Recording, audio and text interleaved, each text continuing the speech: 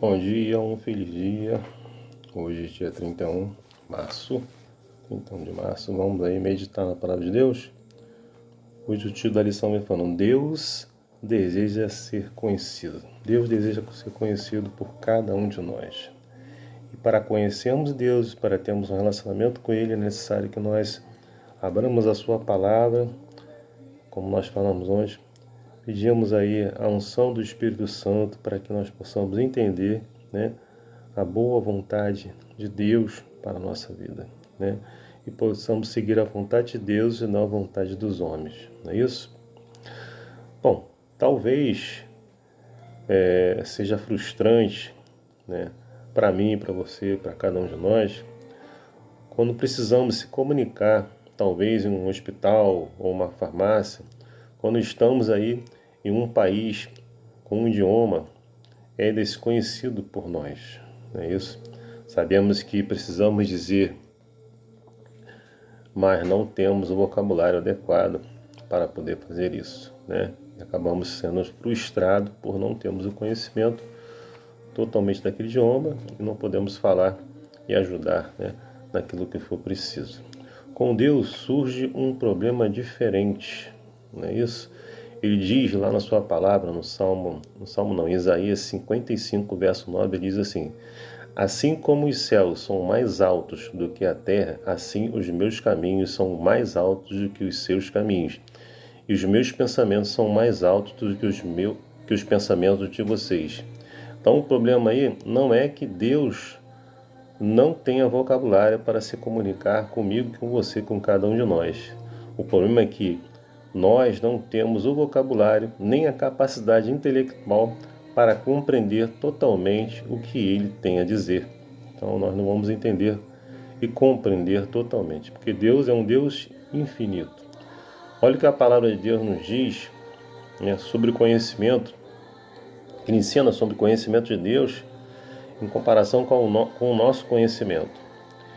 Lá no Salmo 139, no capítulo 139 de Salmo, no verso 1 ao 6, olha o que a palavra de Deus nos diz. O Senhor, tu me sondas e me conheces, sabes quando me assento e quando me levanto. De longe penetras os meus pensamentos, esquadrinhas o meu andar e o meu deitar, e conheces todos os meus caminhos. Ainda a palavra não chegou à língua, e tu, Senhor, já a conheces toda. Tu me cercas por detrás e por diante, e sobre mim pões a mão. Tal conhecimento é maravilhoso demais para mim, e sobremodo elevado, não o posso atingir.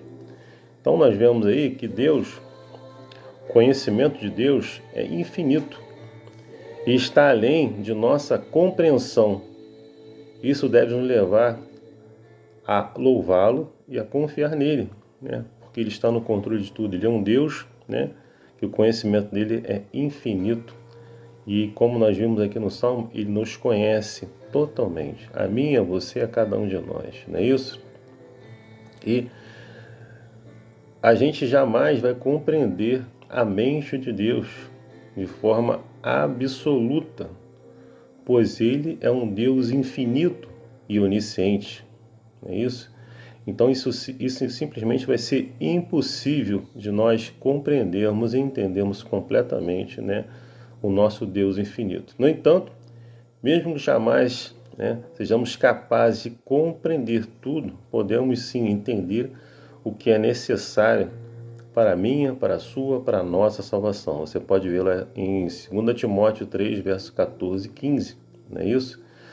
Quando os apóstolos aí explicavam o Evangelho para a sua audiência, eles citaram aí as profecias do Antigo Testamento, que foram cumpridas por Jesus. Jesus veio a esse mundo morrer por mim, por você e por toda a humanidade, para que nós pudéssemos ter a esperança de salvação e vida eterna em Cristo Jesus, Então, para que nós possamos entender Jesus, bastamos que entendermos que ele veio a esse mundo para trazer salvação para mim, para você e para toda a humanidade. Ele deu a sua vida, para que nós pudéssemos ter essa esperança, Então, a profecia bíblica sempre deve nos levar a Jesus, e a promessa de salvação que Ele oferece a toda a humanidade, como nós relatamos aqui.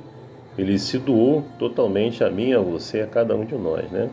Afinal, o Senhor, por meio de quem todas as coisas foram criadas, né, desceu a este mundo e se ofereceu como sacrifício na cruz pelo seu, pelo meu, pelo nosso pecado, pelo pecado dos seres humanos, pelo pecado da humanidade, do mundo inteiro. Então, mesmo um dos maiores pecadores, né, Deus ama a cada um de nós, independente do maior pecado ou do maior pecador que possa existir. Ele ama e quer que todos se salvem, né?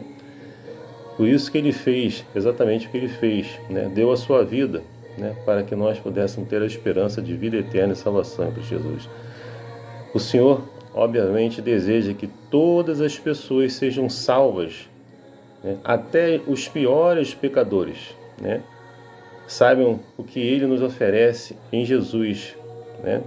E a profecia tem um propósito de fazer exatamente isso. Por isso que precisamos entender e compreender, né, a palavra de Deus através do Espírito Santo de Deus, para que possamos entender, né, essa graça imensa que Deus teve por mim e por você, né, ao dar o seu único filho, né, em favor da humanidade, né, seu sacrifício por mim, por você e por toda a humanidade. Que possamos compreender isso. Deus quer, como nós falamos lá, Deus deseja ser conhecido por mim, por você e por cada um de nós.